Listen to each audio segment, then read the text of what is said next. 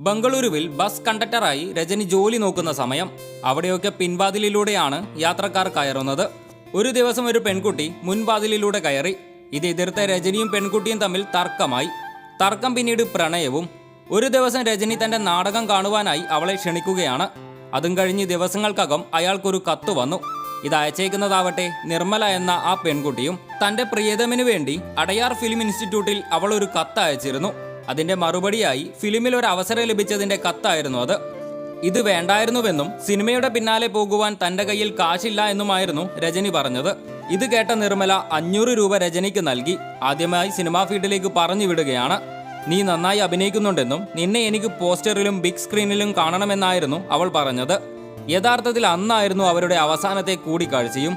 പിന്നീട് രജനി അവളെ അന്വേഷിച്ചെങ്കിലും കാണാൻ കഴിഞ്ഞില്ല. തന്നെ കാണുമ്പോൾ രജനി പദവി മറക്കുമെന്നും സിനിമയേക്കാൾ പ്രാധാന്യം തനിക്ക് തരുമെന്ന പേടി കൊണ്ടാണ്